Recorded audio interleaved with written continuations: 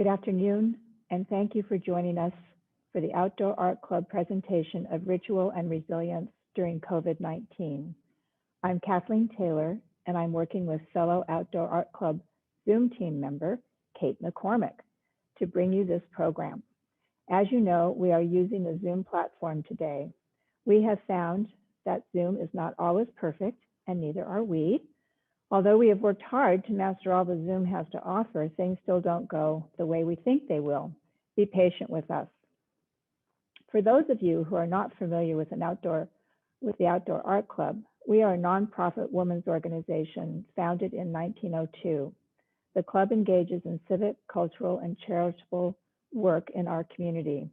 In our early years, the Outdoor Art Club lobbied for and facilitated the creation of Muir Woods National Monument. In more recent times, our club donated money that enabled public improvements, like repairing the depot clock, doing plantings around the center of town, and providing a widescreen for outdoor movies, in the park, and purchasing the Wave Bench in Old Mill Park.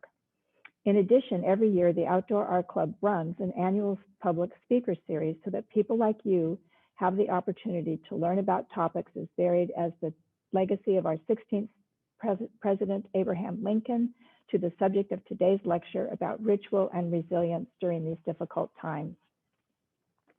Before I turn the program over to today's program chair, please note that Zoom has two different functions, one for chat and another for Q&A.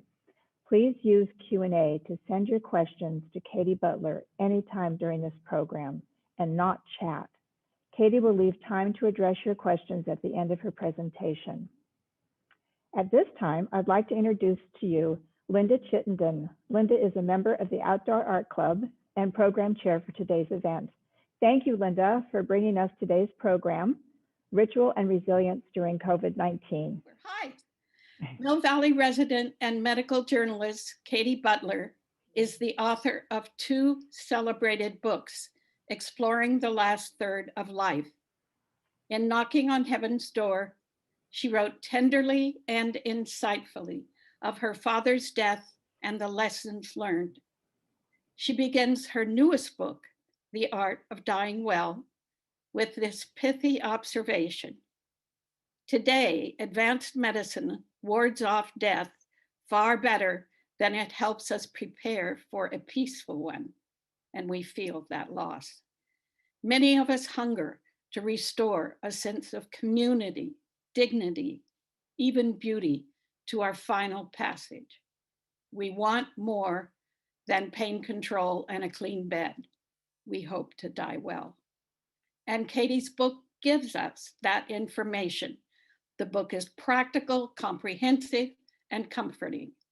However, this pandemic and lockdowns have limited many traditional expressions of community and ceremony. But this afternoon, Katy will show us how to create alternatives that can help us rebuild our resilience and our sense of meaning and connection. Welcome, Katy Butler. Thank you so much, Linda. And thank you to the Outdoor Art Club. Places like the Outdoor Art Club, they may do these wonderful things like Muir Woods, incredible. I actually didn't know that. But I think maybe their biggest function is to create community. And I think especially in these days, these strange days that we're living in, I'm more and more aware of how important community is and how we need to be ingenious about how to create it in these times where we're being asked to, quote, social distance. And I think we really need to work to create emotional closeness, even if we have to have physical distance. So thank you so much for inviting me today. I've lived in Mill Valley for many years, and I'm really honored to be part of the club. I'd like to start with, I'm going to tell you a few stories, some from my own life. I'm going to offer you a few really simple rituals that you can participate in while we do our Zoom, and you can also think of ways to keep them going after our meeting today. And I'm also going to read one of those rituals from my book, The Art of Dying Well. I want to begin with I'm going to show you a few photographs. I want to introduce you to two beautiful people. The woman's name is Lois Levering. She's 99 years old. She's dying on an inpatient hospice unit in Arizona. And she's greeting Shelby, who is her first great-great-granddaughter. I just love this image because it shows me new life entering the world, old life leaving it, as we all will. It's a natural process. And that they get to touch hands like this. It's almost like the Sistine Chapel to me. It's such a beautiful image. And you can see around them family members participating in this traditional death vigil. Now, the death vigil is really ingrained in us. We can go to a blank slide now, please.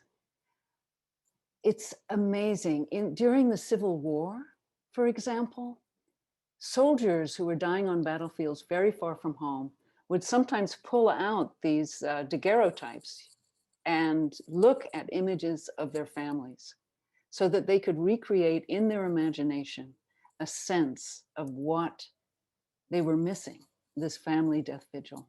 And as we all know, by the hundreds of thousands, literally hundreds of thousands of people have died over the last 9 months of COVID and of other things. And the families have been unable to participate in that death vigil. It's been tremendously distressing for people, tremendously distressing. Not only for family members and the dying, but also for the healthcare workers who are suffering what's called moral distress from witnessing this family agony. So could we see the next slide, please? This kind of disappointment, perhaps I could call it, toward the end of life is not specific to COVID-19. There's a picture here of my parents, Val and Jeff Butler. My father, I was there for his death vigil. He died on hospice, a fairly peaceful death. My mother died a year or so later, and I did not make it back on time. I was frankly in denial. I thought she was tough as nails and was going to last a lot longer. But then a friend of mine who's Jewish said, you can create a ritual. Go to Safeway, go to the kosher food section, and you will find a little candle called a yahrzeit candle, and it's right there in the middle of the picture. It's a candle that burns for 24 hours.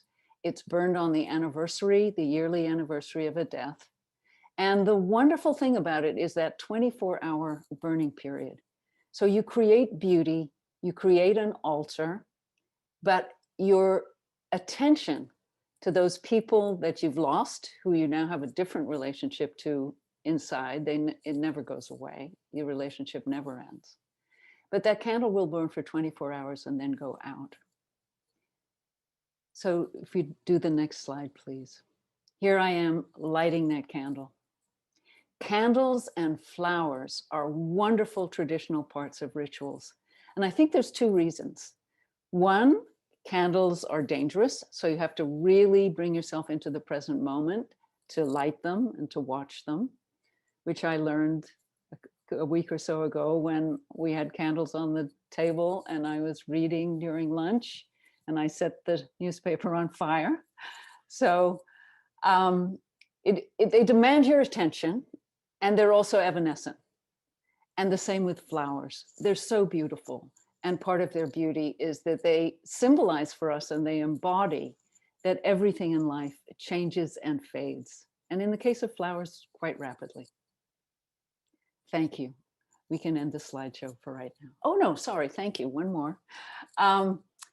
This tradition, it's been going on in the Jewish community since at least the 1600s, the yahrzeit candle. But here is a Day of the Dead altar called an ofrenda, similar ritual with the addition of the fact of cooking the favorite foods of the person who's being remembered and putting them on the altar too. So as you can see, these elements are really quite simple, you know, bananas, fruit, bread, stuff we all have access to. And yet you can create such beauty with just a few of these symbols and a sense of sacredness whatever that might mean for you. All right, we can go off from the slides now. Thank you. So what are the elements of ritual? First of all, I tell you these elements so you can create your own. This is not something to reserve only for priests and rabbis and people who are specially appointed or consider themselves experts. It's for all of us. So the first element, I think, is creating sacred space and or time.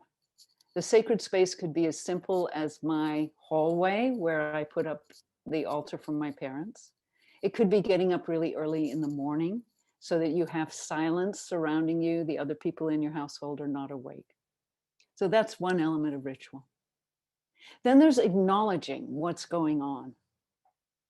In the case of a christening or a bris, we're acknowledging a new child has come into the world. All of the relationships around that child are changing as a result. A quinceañera, a bat mitzvah, a first confirmation.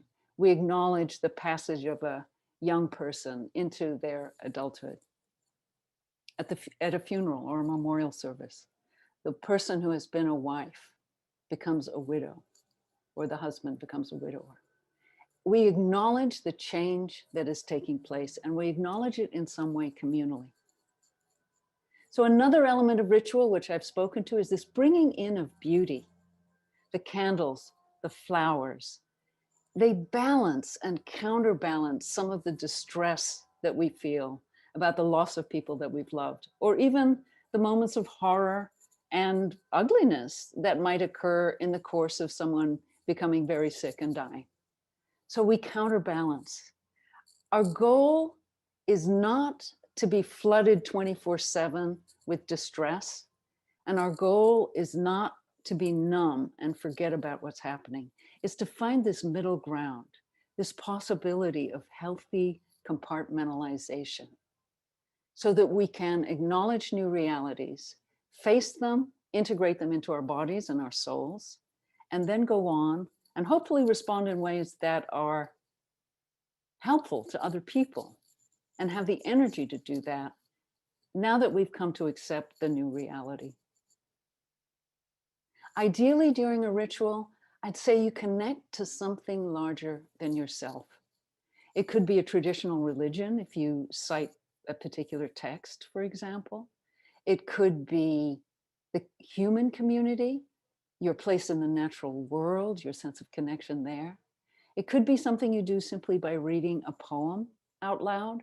It doesn't have to be traditionally spiritual or religious, but to relax in the sense that we are interconnected with other beings, with other humans, with a sense of the cosmos, a sense of deeper meaning, even in our particular distress of right now. Okay? So now there's the question of ending the ritual and repeating it. The yahrzeit candle burns for 24 hours. The weddings and the funerals, they occur only in these stretches of life with large stretches of time in between. There are other rituals that we do daily or weekly. Some people practice a technological Sabbath. So one day a week, they turn off all devices. They unplug their landline if they still have one, like me. And they create some peace and quiet in their lives.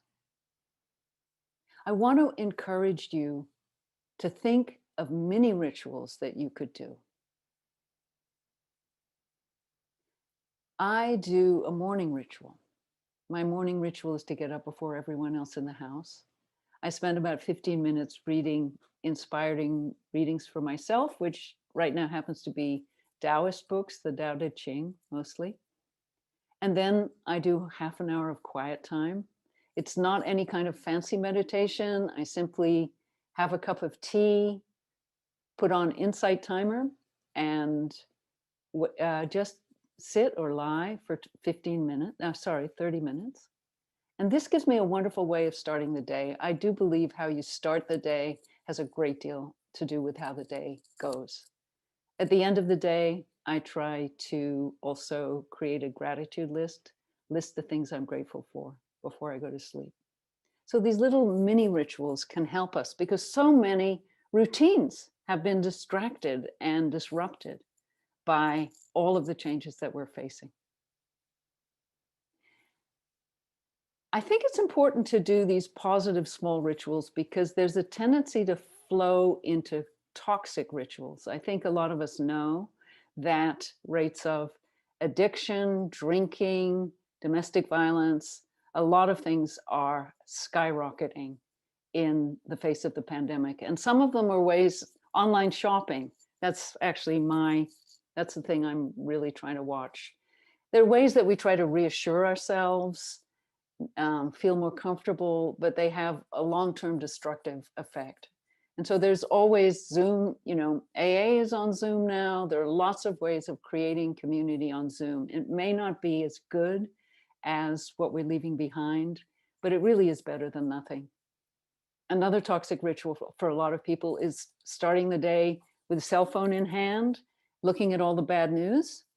And I am making a very concerted effort. I do not pick up media in the morning. I try to wait until lunchtime to read the paper. I put a limit on it. We may watch the news together, but I don't refresh 24 hours a day, getting re-stimulated and re-freaked out by what's going on. It's enough to know what's happening. I don't have to find it out 3 times in a row. Okay? So there's a sense of a way to start the day.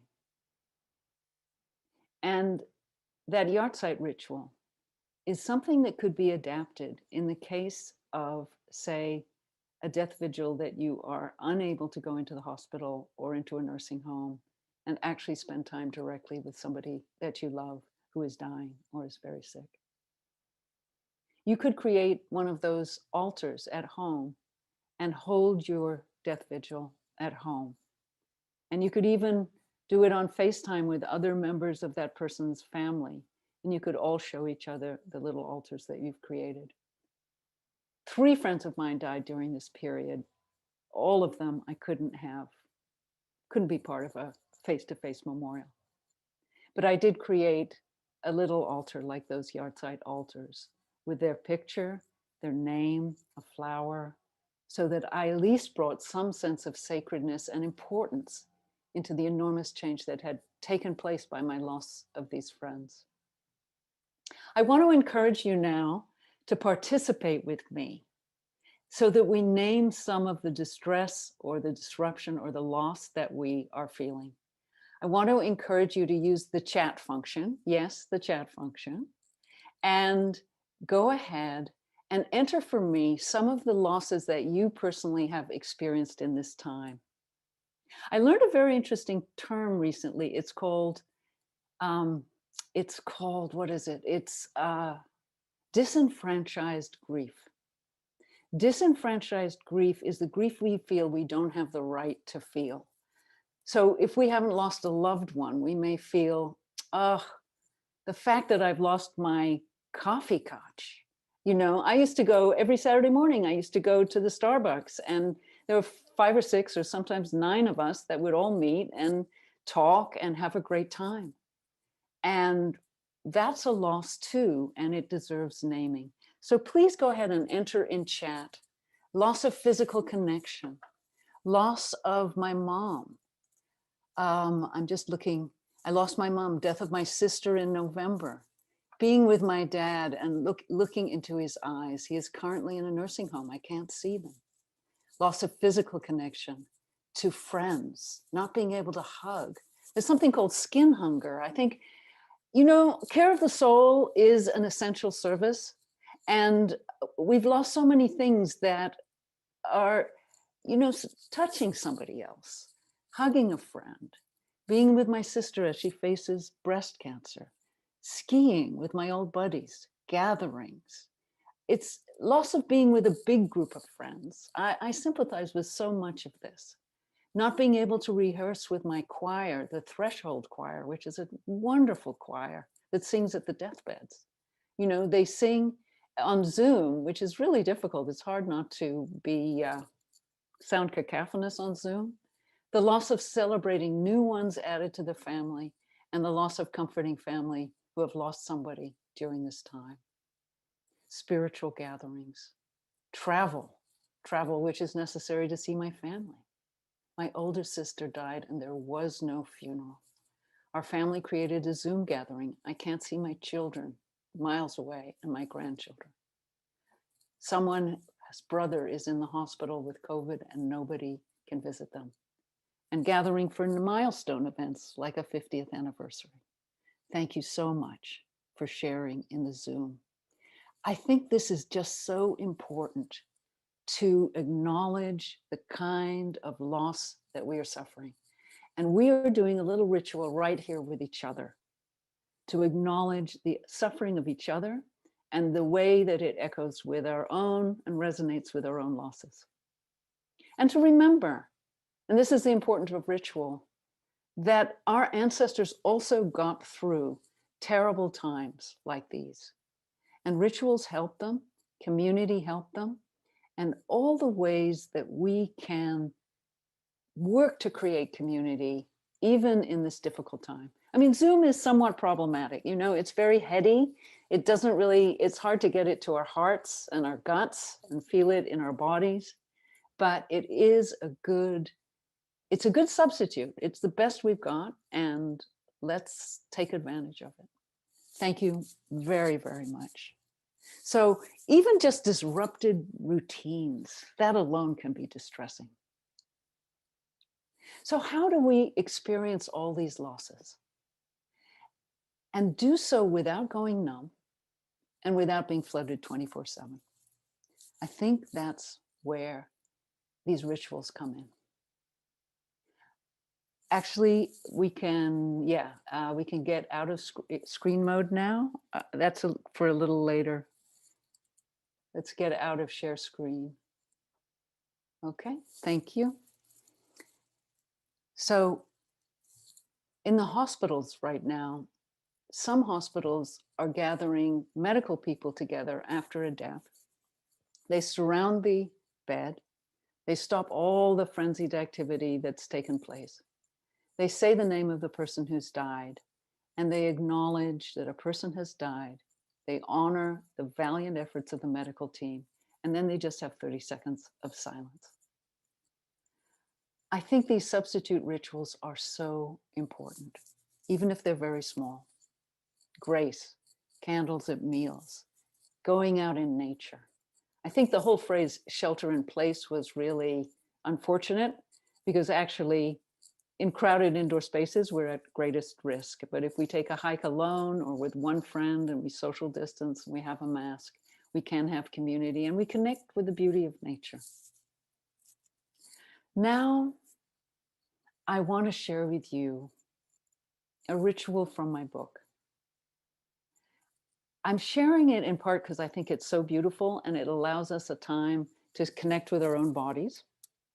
I'm also sharing because I want you to be encouraged and inspired that you can create your own rituals. This ritual was created by some nurses at Cottage Hospital in Santa Barbara. They were oncology nurses and they wanted to bring more sacredness when somebody they knew quite well died in the hospital. I used to share this reading, this ritual, when I was giving book readings in bookstores and places like that. And I noticed that often people in the audience would be closing their eyes when I recited this ritual. And later they came up to me and they said what they had done was they had recited the ritual, remembering and imagining doing the ritual with someone they loved, whose death had maybe not gone as well as they had hoped. So this is a ritual for honoring and bathing the body of the dead after a death. And we can do it in imagination, even if we can't do it with the physical body. So I want to encourage you, if there's someone in mind that you have in mind, to go ahead and imagine doing the ritual with them. It's from my book, which is called The Art of Dying Well. In 2011, Deborah Roth, Debbie Rogers, and Beth Combs created this bathing and honoring practice to help families and the nurses themselves say goodbye. After washing and dressing the dead, in clothes from home or a clean gown, the nurses encourage relatives and friends to anoint the body with lavender oil. This physicality seems to be very helpful, said Beth Combs. I have a theory that after witnessing a death, we go into shock and our minds become numb and chaotic. When we start bathing and honoring our loved ones, our bodies understand what our minds cannot. I think that's so beautiful. Our bodies understand what our minds cannot. Here is an adapted version of their ceremony for your use. You can follow along with me and touch the parts of your own body. We're all suffering from not enough touch. As the hair is anointed with oil, a nurse or a family member recites, "We honor Jane's hair that the wind has played with." Next, a dab of oil is gently rubbed on the brow as someone says, "We honor Jane's brow, the birthplace of her thoughts." In each succeeding sentence, the name of the dead person can be inserted in the appropriate place. We honor your eyes that have looked on us with love and seen the beauty of the earth. We honor your nostrils, the gateway of breath. We honor your ears that listened for our voices. We honored your lips that have spoken truth. We honor your shoulders that bore burdens and strength. We honor your heart that loved us. We honor your arms that embraced us. We honor your hands that held our hands and did so many things in this life. We honor your legs that carried you to new places of challenge. We honor your feet that walked your own path through life. We give thanks for the gifts that you gave us. We give thanks for the memories that we created together. We have been honored to be part of your life.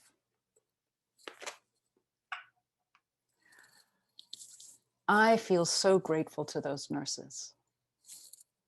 They had a need, which was to create a sense of sacredness in a hospital death, where sacredness can sometimes be hard to come by. They used their own imagination. They created something so beautiful and so poetic and so spiritual without being of any particular denomination or none. And then they communicated this, they created it, they actually put it into an oncology nursing journal.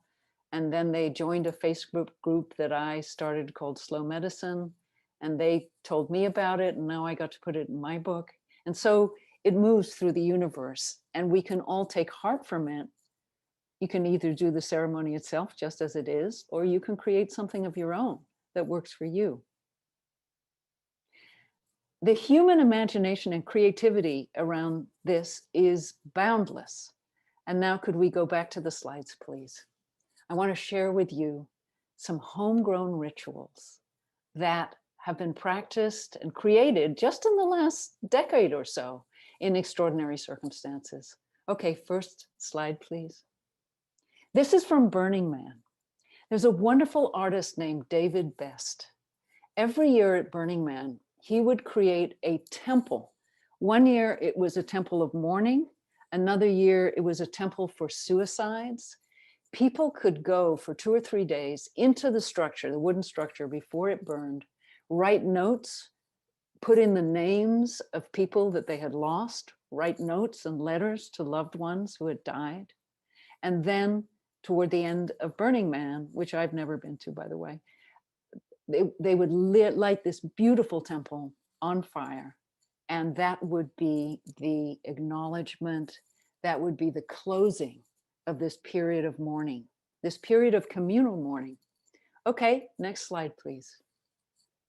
Roadside altars spring up all the time at the site of traffic accidents. You see something very similar in the inner city when somebody is murdered, shot to death on a pavement. It's a wonderful way of creating something public and shared and beautiful to acknowledge loss. Next slide, please. The AIDS quilt. Here we had a hidden and stigmatized disease that was mostly localized in 1 or 2 communities. And The AIDS quilt was a ritual. People created beauty and visibility out of deaths that had been stigmatized and hidden. And then by rolling it out on the National Mall, we made it a public acknowledgement of what we've gone through. Next slide, please. The Vietnam Veterans Memorial, an absolutely beautiful work of art. It's essentially an altar. People can come and find the name, mourn the name, see the name recognized, leave a flower. And I don't have a slide about it, but many of you may know that Joe Biden did create a COVID memorial. It was 300 lights, each one symbolizing 100,000, no, 1,000 deaths. It was along the reflecting pool. So we are going to have our COVID memorials, our national memorials. But I want to free all of you up to create your own memorial, whether it's your family memorial, your individual memorial, or your town memorial, ways to acknowledge the changes that we are trying to weather here, trying to hang on for the brighter day, which will, of course, come. Everything ends, everything changes. We will have a change eventually. Thank you so much. Now, okay, one more. This woman, she is my hero of the pandemic. She just shows what you can do all on your own. She is a morgue attendant in Hackensack, New Jersey. And when the bodies were starting to be stacked in refrigerator trucks with no ceremony whatsoever, she started spending $100 a week of her own money to go and buy yellow daffodils. And she places a yellow daffodil on every body bag. She goes into each truck and puts a flower on every body bag. Very, very meaningful. I just take heart from her. And if she can do it, we can do it. Everybody can do it. There's nothing to stop us. So I want you to just take a minute now and just take in how you feel right now. How has it felt to see these rituals, to be introduced to some possibilities? And then I'd like to ask you to gather yourself to participate in a ritual with me. If you brought a candle, and you can light the candle now. And if you want, you can hold it up to your Zoom screen. We will have a panel with some people mimicking it, mirroring it for the rest of the group. And I want to encourage you to write in the chat the names of anybody that you are either worried about, or that you've lost, or that you want to honor. So you can enter their full name. Just the same way in churches, there are periods sometimes where they will read a list of names of people who are sick or people who have died. So you can enter these names in chat as we conduct this beautiful, if I do say so myself, candle lighting ritual, which I created out of my imagination. So if we could go to the next slide, please. And also, we will soon be seeing the panel. So if you have a candle, hold it up to the Zoom window so that other people can see your candle and that it's lit. Wonderful. And feel free to enter into the chat the names of anybody that you've lost. And we're going to recite this 3 times. Feel free to join us. In lighting these candles, we honor those who have died, those who have cared for them, and those who are mourning. We honor our own losses, large and small. We give thanks for another day of life. In lighting these candles, we honor those who have died, those who have cared for them, and those who are mourning. We honor our own losses, large and small.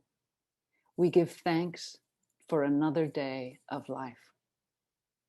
In lighting these candles, we honor those who have died, those who have cared for them, and those who are mourning. We honor our own losses, large and small. We give thanks for another day of life. Thank you so much. I see you on screen, the panelists, and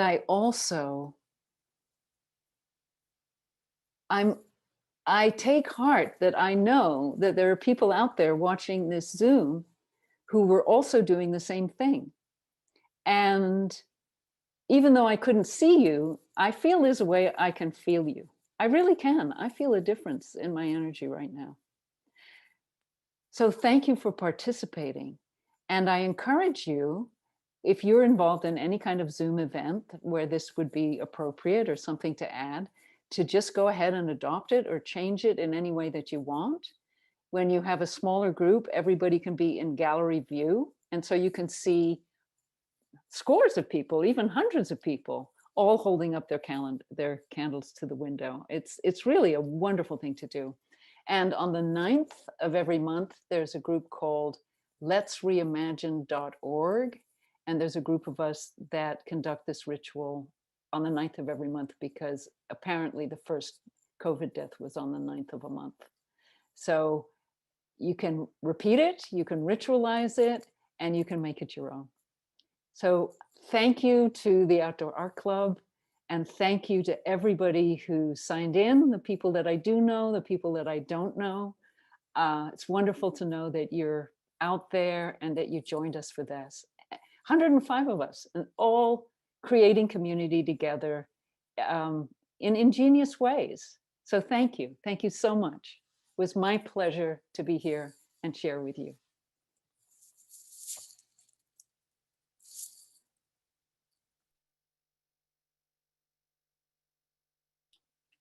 So, Katy, we have questions.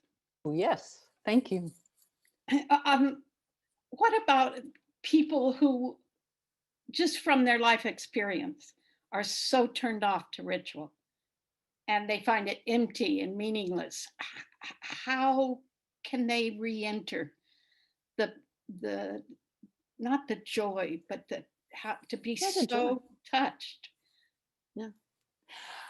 Yeah, I really think people need to examine the sources of their pain around ritual. A lot of people do have pain around ritual if it's been associated with things like authoritarian religion that they didn't feel spoke to them, or if they were gay and they were in a religion which is very anti-gay or anti-divorce or anti-abortion or anti-birth control. I mean, there are lots and lots of different ways that different religions can be a hard fit. Misogyny, that's an obvious one.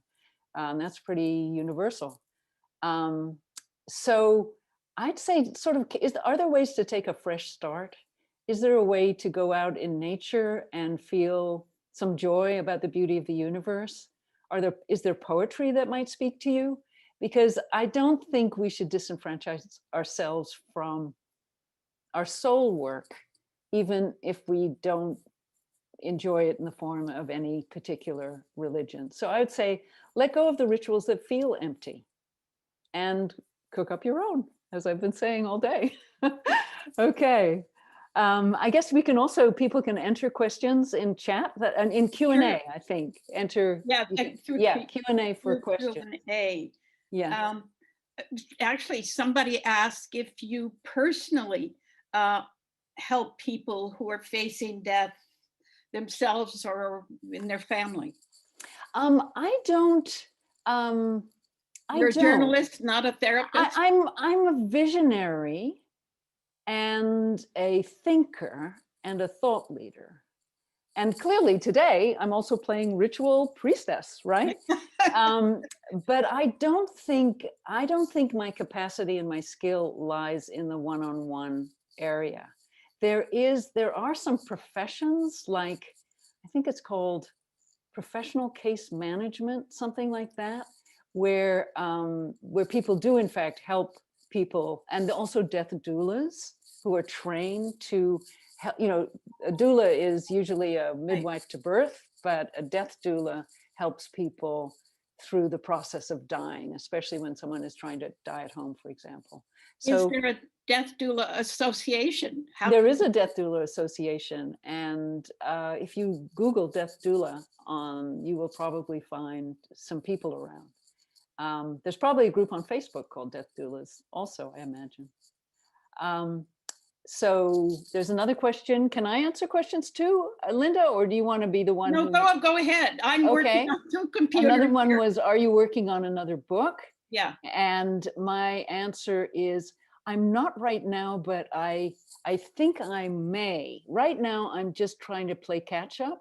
I want to take the advantage of this COVID shutdown, which is to do some kitchen renovation and all the catch up that I haven't done because I was so focused for a decade on this whole subject and writing 2 different books. So a lot of things have been kind of backburnered for me that I really want to catch up on. My own health things like that. Nothing major, but just a lot of little stuff. But I do want to write a book, and I think it's going to be a memoir about sexuality and sexual violence. So it'll integrate some of the Me Too movement and what it's been like to be a journalist, and observe how journalism and media have changed in their attitudes towards sexuality and sexual violence, and what a huge improvement it's been since women entered the media professions. So, and then somebody else just commented, the point has greatly helped me that my parents survived world wars and the Depression. I think that's so important. I mean, I think I was actually raised in England in the post-war period when we had rationing, food rationing and clothing rationing. And I think remembering in our bones that mass trauma has occurred before and human beings have come out the other side is really important. And to, we are the elders now, but to the degree that we have elders that are older than us, to check in with them about, well, how did you survive? How did you make it? What made it possible, bearable? I think community is just one of the biggest things. Okay, well, great. Go ahead. Do you got more questions, Linda? Yeah. Well, can you make a ritual out of something a little less somber than candles and flowers and photos? And then how do you do that and make it meaningful? Do you have ideas? No. It's just that because yes, I can see, I know of people who would resist a little candle, a little flower, and it's like I'm dry. Yeah, I sort of want to do that, and there's somebody I can think of that I really miss, but I'm not just ready for. Well, I think we all make our own choices about how much, where we're at. I mean, some people have intense, somebody said, releasing balloons skyward. What a great idea. No, it's ecologically bad. Absolutely don't do that. Oh, okay. They come down as plastic in the ocean and turtles eat it, and no balloons. Okay. Sorry. So, but is there a way to dance? Could you do a ritual where you put on the favorite music of the person that you've missed or lost and dance? Yeah. If you think of ritual traditionally, there's huge amounts of dance and creating of beautiful art objects. Yes, yeah. So maybe I tend toward the somber myself, but just because my examples are somber doesn't mean that you have to have somber examples too. I do think, however, I'm not a big fan of the phrase celebration of life. I think there's a reality to the experience of loss when somebody dies, however, whatever our framework of understanding death might be. And I think acknowledging the reality of change and loss is important. Yeah. Well, and perhaps a person could approach it not with death first, but yes, but think about what else they enjoy and just want to celebrate and dance or even light a candle about that, and then get to loss. Absolutely. And I think there's always that balance, that need for balance between the beauty and the joy and the communal chanting or the communal singing, which we, again, can't really do now. We can't do in person, that's for sure. Right. A balance between the acknowledgement of loss and then coming out from it. And that's why it's so important that rituals are boundaried also. Yeah. Great. Any others? How did you started as a journalist? Right. You became a medical journalist when your father got sick? Yeah, essentially, I was a reporter for the Chronicle for 12 years. And before that, I was a reporter for the San Francisco Bay Guardian.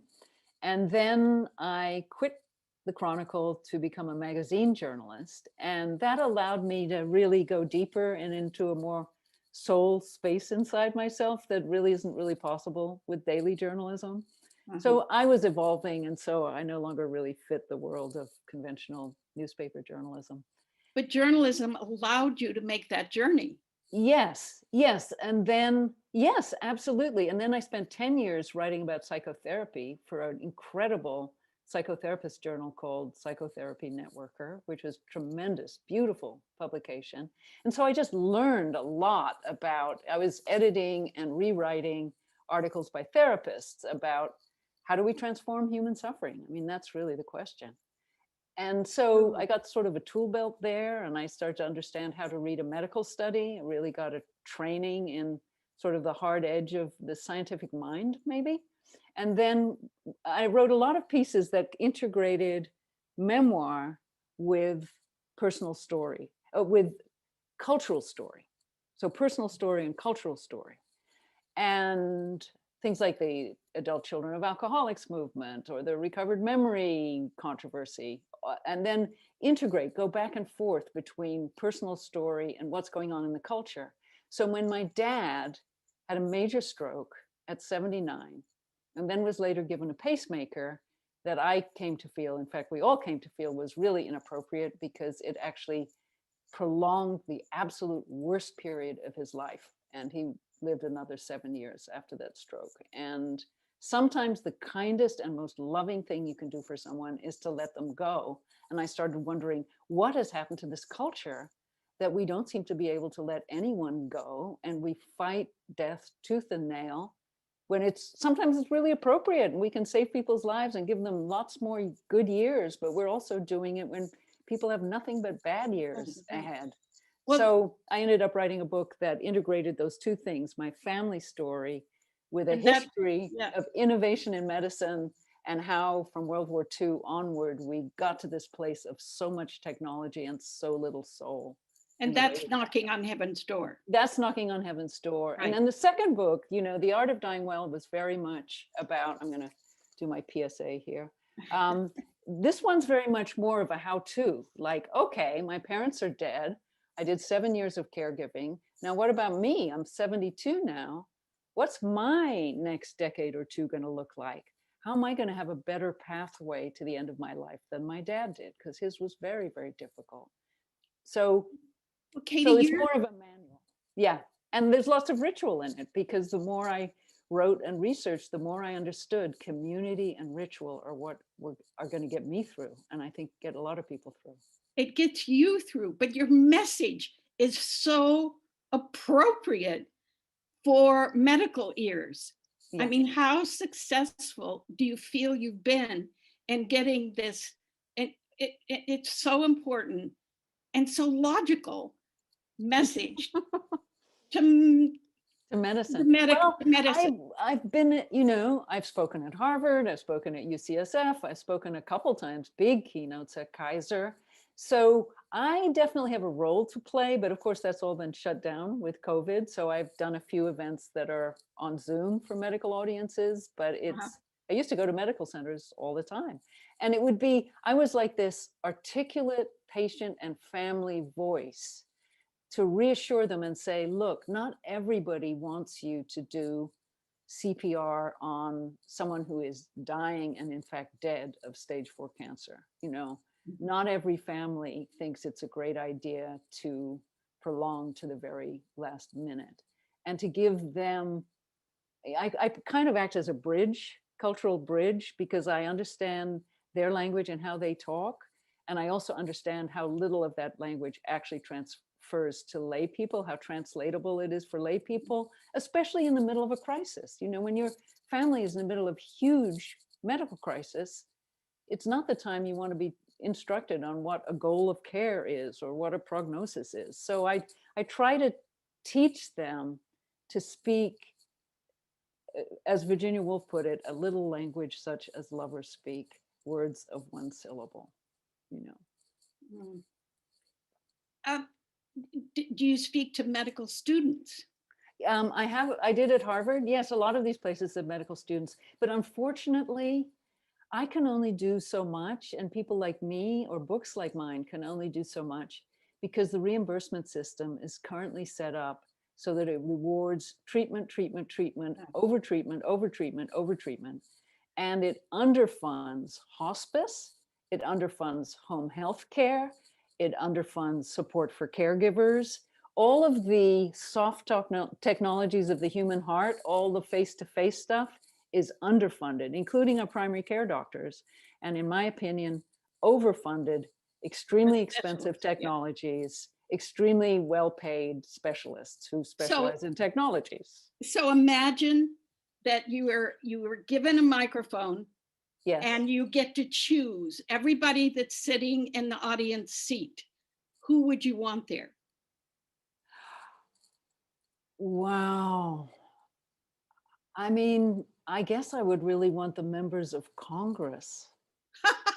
Because she laughs. She laughs. I would, because it's all about the lobbying. Our medical system has been shaped and deformed by medical lobbies, and especially big pharma and big technical device makers, you know, the big technology, the big healthcare technology companies, the people who make the defibrillators and the pacemakers and the fancy doodads. So our whole medical, I mean, I'm in favor of Medicare for all. I think our whole system is so distorted by the profit motive and how that has shaped reimbursement. It's really tragic because everybody has a much bigger lobby than the patient. The patient has the smallest lobby. That's very sad.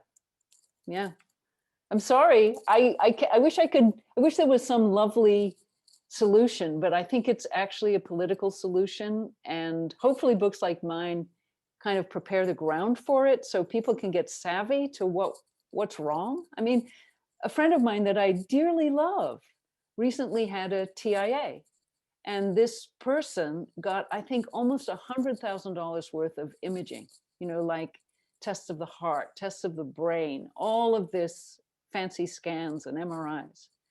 But did they give her 5 minutes of nutritional counseling, health coaching, change your lifestyle, let's get you exercising half an hour a day, any of that which could actually make a big impact? No, nothing. So, but there's not much money in that, you know?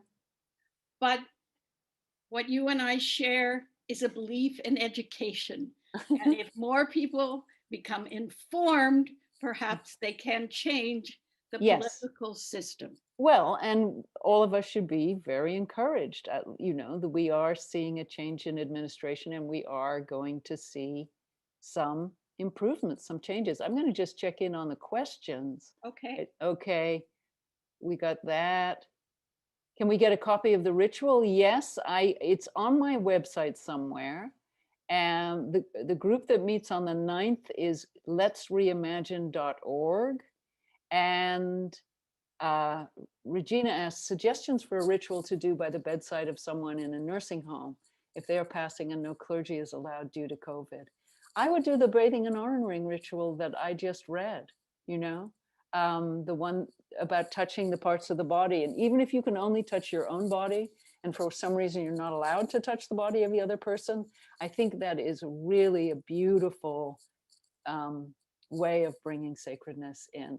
And also invent your own, you know, read your own poem. A friend of mine's a palliative care doctor, and somebody died in her hospital who had no family. This was before COVID. She gathered her whole team around the bed and they read a Mary Oliver poem together. Erin Elliott says there is a Death Doula Association. It's called INELDA. Parties and wakes can be rituals. Fabulous. Yes, I can talk. I don't know. Can the Outdoor Art Club post things like the ritual that I repeated? Can you send that out to people who participated or not? Am I making a promise you can't keep? I don't know. Okay. Okay. I recently attended a Shiva, and just before she died, the deceased told her daughter, "People only die when we forget them." It comforted me to hear that. Someone wants me to mention a health directive. I agree. Advanced health directive is extremely important. Yeah. So, someone suggested, very good point, healing touch, where you do not actually touch the body, but you hold your hands over the body. There's actually, I think, research that shows that people can in fact be effective. So you could be a foot above the body and still be honoring the body if you don't actually get a chance to touch it.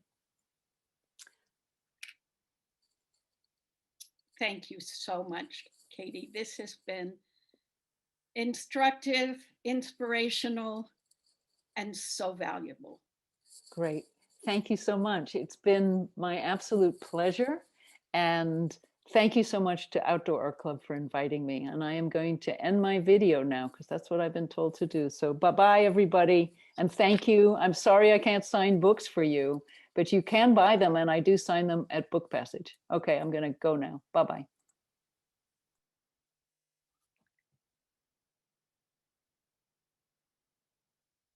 The Outdoor Art Club.